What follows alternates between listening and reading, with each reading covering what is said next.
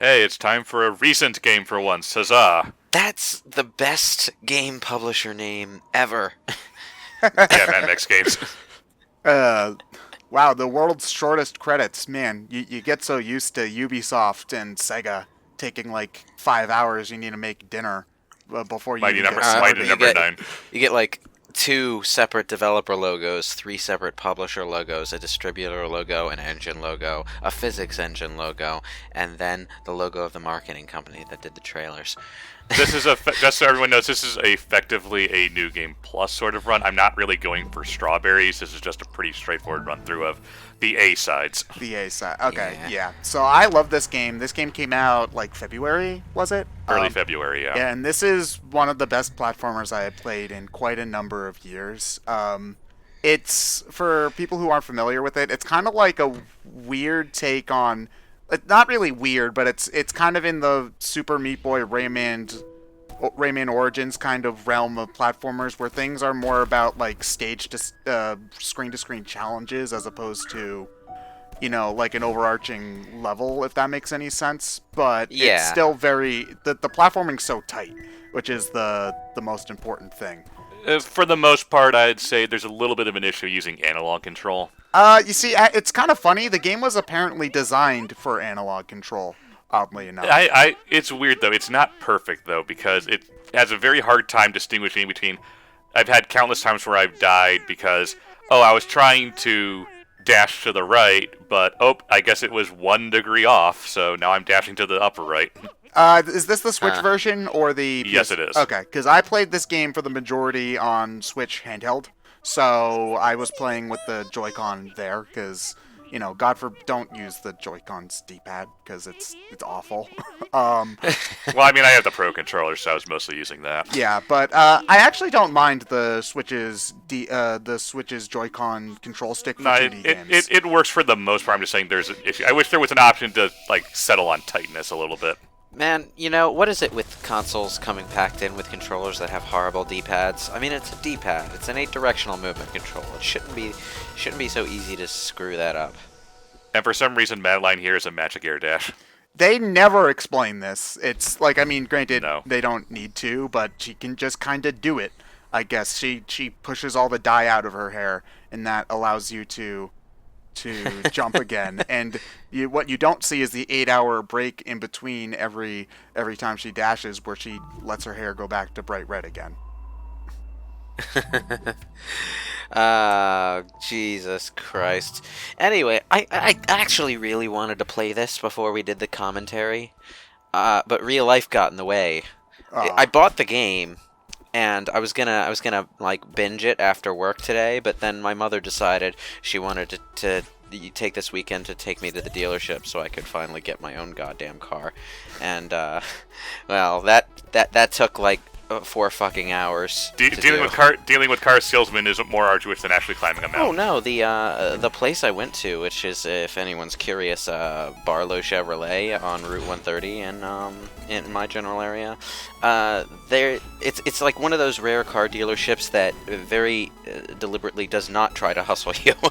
So it was all very stress free. It was just time consuming because I had to deal with everything. But back to the video game that we're playing. Wow, wait, did her hair go blue? Is her Yeah, hair Yeah, so actually when blue? your hair's that's a way blue- to it's a way to distinguish that you have used your dash. Yeah. Yeah. For the And record, you cannot use your dash again until you touch the ground or get an energy crystal like that. For the record, Ah. the sprite work in this game is freaking gorgeous. I need to say, like, it's everything's so fluidly animated and detailed is the big thing. Like, there's almost like a physics simulation with Madeline's hair, so it's like they're trying to pull a Pixar and show off with it. Well, yeah, it's that kind of animation work that you'd normally expect from an SNK game. Although the sprite, Speaking of what came just before this, yeah, the sprite work though, the sprite style is more. I want to It's say. it's kind of like a in between like an 8 and 16-bit kind of style. Like It's kind of like late PC gaming, late sprite-based PC gaming, I should say, not like really late PC gaming, but the stuff that they were doing when PCs were catching up with consoles, and could actually do side-scrollers worth a damn at last, that kind of thing. Yeah. Yeah, but anyway, this is also a game, like, you would think that a pretty straightforward platformer like this wouldn't actually have a good story, but this is honestly one of the best storytelling games I've seen in a really, really, really long time. Like, you can ignore the story, but you shouldn't. It tackles a very weird subject matter for games, is the thing. Yeah. What is that? Mental health. Mental health. Yeah, so... we're getting Hellblade up in here. Yeah. All right. But it's surprisingly grounded, considering the way that it explores its subject matter, which will make more sense once we get to part 2. But the writing's just not only very funny, but the characters feel very real, which is another important thing. Like, Theo here, I love him. And he has his own Instagram page. And you see, here's the thing. The character select screen has the portrait of Madeline on the left. So I was convinced there was a way to unlock Theo as a playable character, but I don't think that that's the case, at least as of now. Maybe DLC later. I would love to have Theo playable as DLC, because he's hilarious. And he's also, like, you might think that he's kind of a one-off joke, because he's like, oh, selfies, lol, I use LeetSpeak. But he's actually, especially when you get to later games, he's much more well-developed than that, and he's more than just a comic relief character as well, which I always appreciate. 1800s. Unfortunately, that does lead to some sections of the game being very talky if you just want to actually do it. Yeah. Wait, what does 1800s legit mean? Old. He just means those they're very old. Yeah. Okay. He's a bit of a doofus. YOLO. Exactly. I love how they somehow managed to make an 8-bit sound effect actually sound like saying YOLO. Yeah, I miss Banjo-Kazooie gibberish in video games. I honestly really do. Nobody does it anymore, and it makes me sad. It's not quite Banjo-Kazooie gibberish, but it's close. Well, each character does have their own voice, for lack of a better word, is the thing. Yeah. It's not like people are farting or anything like they actually did in Banjo-Kazooie, but... or Star Fox Command. Yeah, or Star Fox Command. But it's that sort of idea, you know? Like, I miss that kind of stuff in video games. Also, I will be showing the first 4 Crystal Hearts to unlock the bonus level. Yeah, because... Okay, so the Crystal Hearts... Okay, so I love this game, but it's not quite perfect. One thing is that some of a lot of the Crystal Hearts are very obtuse. Yeah, a lot of them are very obtuse. Like for this one here, the monitor is showing certain colors. That's the order. The birds are the direction you want to dash. Oh yeah, make sure you write this down too, because you're gonna need it later if you want to get the level 7 one. So it's like, okay, so if the order's like blue, red, yellow, and blue goes up, red is down, and yellow is right, you have to dash in that order, and then you'll get the heart. And if you get enough hearts, you can unlock the extra level at the end of the game. Huh. Yeah, and even when this game came out, it took quite a few days for people to figure that one out, let alone the level 7 one. Yeah. So the Crystal Hearts are, unfortunately, aside from a few, very, very obtuse. I will say, though, there was a really cool sense of accomplishment for finding out some of them on my own. Like, for example, the one in level 7 calls back to the solution in this level, and when I figured out... I had to look it up. When I figured that out, I felt so smart, and I also felt really, really happy that I wrote it down, too. I wrote down the World 1 solution, because it's like, okay, I'm not going to remember this in my head, because there's like 5 colors you have to remember. So it's like, do I still have that note? And I was searching all over my desk, and when I found it, I was so pleased with this. So yeah, some of it, I'd say some of it's a little obtuse, but not the most cryptic I've seen in a game, but it can get up there. You need patience to play this, is one of the big things. I mean, you only need 4 to unlock the hidden level. If you want to go for the 8th level B sides and C sides, you will need to get all of them, though. Yeah, and if you want to go for 100%, you know, I can't imagine trying to do... Don't 100% this game. You're just not going to do it. So like, my first exposure to this game in any kind of gaming press capacity was through an article or two that were praising it for being very nice about being a hard game. Yeah. Yeah. Yeah. So basically, the game does keep track of how many times you die. And the game And tries. it's fun to compare with friends. It's fun to compare with friends. Ryan is much better at this game than I am, as he is with most. Well, it's almost like I've been playing platformers since I was 3 years old, and I'm 28 now. Yeah. So the game tries to frame it as like you're learning, because that's actually one of the loading screen things is your death. Be proud of your death count because it shows you're learning. I think is almost exactly what it says. We'll see it at the. Oh God, I've never noticed that portrait of her facing directly towards the camera before. But yeah, so the game tries to frame it as you learning, whereas a lot of other games that are hard kind of try to be a little bit more tongue-in-cheek about it. Like Super Meat Boy, for example, when you die, the game shows you, oh, look at how the many different ways you died. You died on these spikes this time, ha ha ha. And while it might not be the intention to laugh at the player, that sometimes is kind of how I felt when playing games like Super Meat Boy. And it doesn't feel like that's that one of those. as You much have to go into Meat Boy knowing that's what it's going to be doing. Exactly. It's a jokey, cheeky game. Yeah, exactly. It's gonna make fun of you as much as it makes fun of itself. Yeah. Anyway, level 2s might be my. Oh, this one's really dumb. Okay, so to get the heart, you have to know that. Oh, I was playing this at the same time. Yeah, you have to know that your dash gets refilled between screens. Yeah, and you're not gonna figure. I don't even remember. Like if you the game doesn't tell you that. It's not useful until like later B-side stuff, I believe. I think like when you get to like level 6 or 7, there might be a strawberry that you have to do that in order to get. But I don't remember. But I'm pretty sure this was one I had to look up because. So at the end of this level, there's kind of a quieter section where it's mostly just walking, and you'll see this heart there, but it's trapped. So. Yeah. They all have these weird names too. Oh, fun fact: those are, I think, all the names of the B-side tracks, like on the soundtrack. Like it's the title, I think, for the stage is called "Reflections" for the B-side remix. Speaking of, this game's soundtrack is great. Oh man, it is so good. It's on Bandcamp, and you should definitely give it a download because the remixes for the B-side too, I particularly. The Hotel's B-side is great. It's so funky. Oh my gosh. Ah. Oops. I know this game and I'm good at platform, but it doesn't mean I'm immune to dying. No, honestly, okay, so you were talking about the golden strawberries earlier, which I had not unlocked because the farthest I've gotten in this game is B-side 7, and when they introduced that new mechanic, I couldn't. Oh, I hate that mechanic. But... Yeah. So basically, you told me that the golden strawberries basically require you to get through an entire level without dying. This includes B-sides and C-sides. Ugh.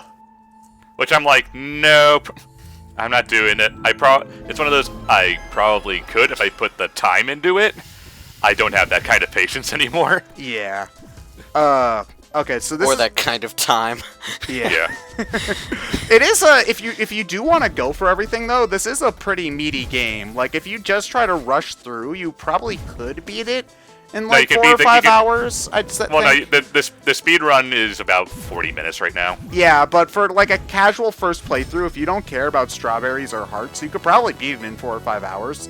But if you want to go for even just all the strawberries and hearts in the A sides, you could probably triple that time or more depending on your skill level for this kind of game. Yeah. Now, the strawberries inherently don't do anything. It's just an end screen, if I remember correctly. It changes the ending ever so slightly, but it doesn't really change the ending. It's just dialogue and what kind of pie it turns out to be. Yeah, basically. Oh, and this is which I mean is nice. I do get the best ending because I have almost every strawberry at this point of the recording. I do have every strawberry now besides the gold ones. So yeah, I wonder if they change the ending depending on how many gold strawberries you get. But no, it doesn't. Ah, that stinks. It's purely bragging rights. Ah, okay.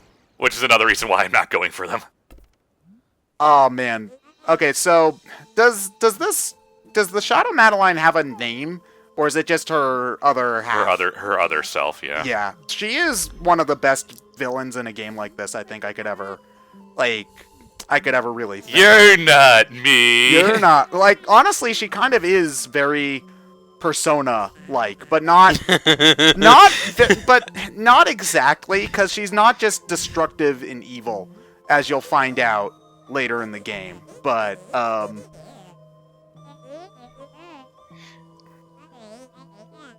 Okay, so yeah, Need a hobby, but mountain climbing.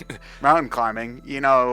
Like I know these two other guys that might be a little bit better at this, but they haven't had a game in how many years now? 30 years. 30 years, yeah. Now that would have been fun though. That would be fun though if there was like for the Switch version, since Nintendo's big on indies, like have an Ice Climbers character. Or at Like, least make the it Nana costume, Apropos. where you get like Yeah. the fuzzy parka hood. That would have been Yeah. great. I mean, this is a literal game about climbing a mountain. Oh, I forgot that's that. pretty cute. The hair drops out of the Oh, text box. Remember that for later, I guess, is Yeah. all I'll say, because Also, hi Shadow Mario. yeah, so she copies your movements exactly. So actually almost exactly like Shadow Mario from Galaxy Cosmic 2. Mario, you mean? Yeah. Oh, sorry, Cosmic Mario. My bad. Yeah. But it gets actually, you know what? It's almost exactly like later versions of that too, because she starts getting multiple copies in later rooms. Yeah. This Now, might be one of this my is- favorite this is- levels in the game, actually, now that I'm remembering it.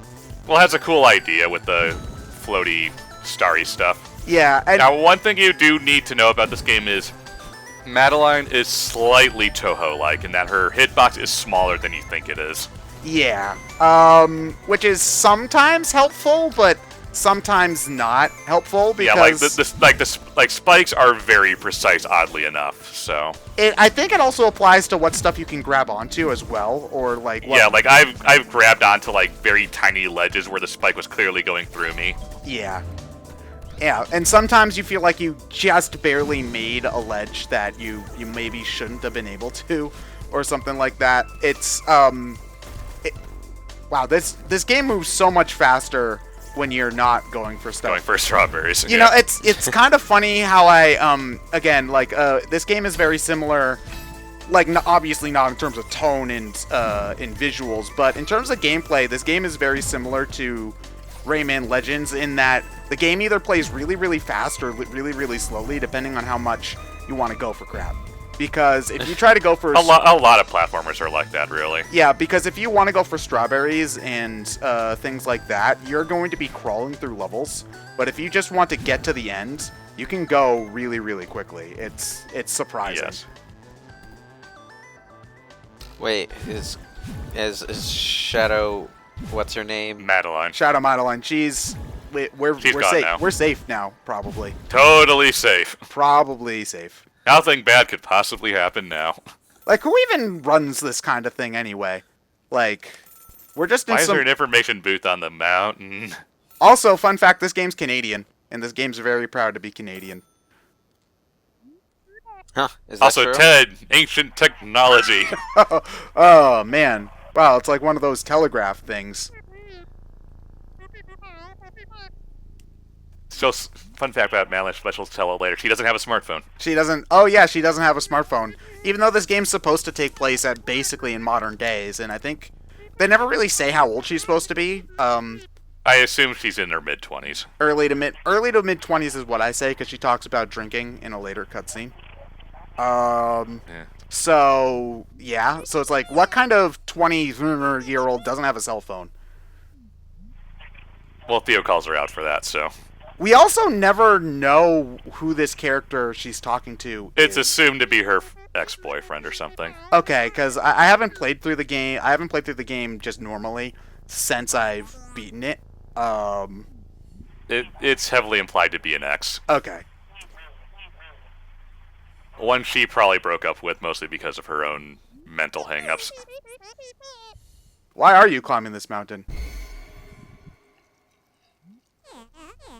Slasher Sting.